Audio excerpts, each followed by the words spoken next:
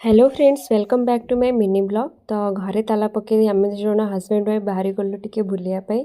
कहीं बहुत दिन है हजबैंड कहते गोटे भल जगह अच्छी आ तुमको बुले नेबी टाइम नापाई मत नहीं पार ना आज टे फ्री थे तो से कहले चलो बुले नहीं आस बुलवा ना शुणिले तो आईहबनी के खुशी लगे और मो फेस एक्सप्रेशन तो ओबियसली आपण मैंने भी जापर कि केते खुशी थी आउ बहुत सुंदर जगह थिला आमे जो रास्ता दे जाऊँ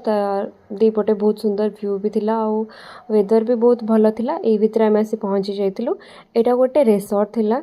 आउ रिसोर्ट रे बुलिया पे आपन को टिकेट काटिया को पड़बो तो एटा में टिकेट काउंटर टिकेट काटी देथिलु। एंट्री करू करू देखंदे केते सबु जिमारे भरी के अछि जगहटी बहुत सुंदर सुंदर गछ सब लगा हैथिला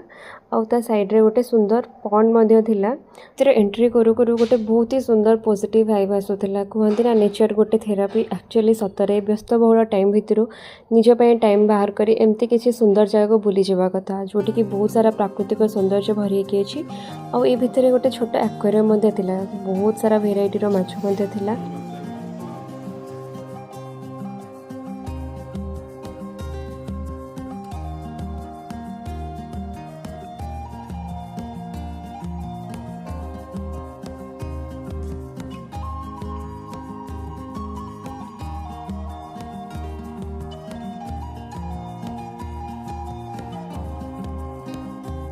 एक्वेरियम बुली सारा पर आम चली आसलु कटेज देखापी ये कटेज गुड़ाक काठरे आ बहुत ही सुंदर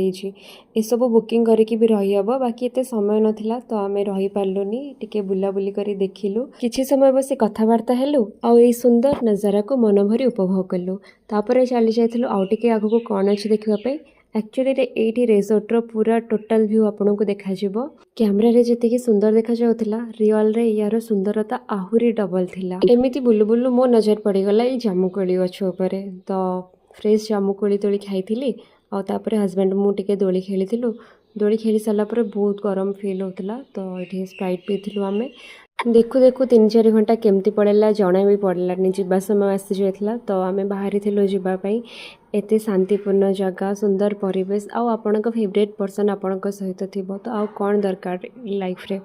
बहुत सुंदर जगह हजबैंड बुले आनी से बहुत सारा थैंक यू। वीडियोटी को ये एंड करुँची आपण मानक केमती लगे प्लीज निहाती जनइबे और भल लगी प्लीज लाइक एंड सब्सक्राइब निहाती करेंगे। रही जय जगन्नाथ।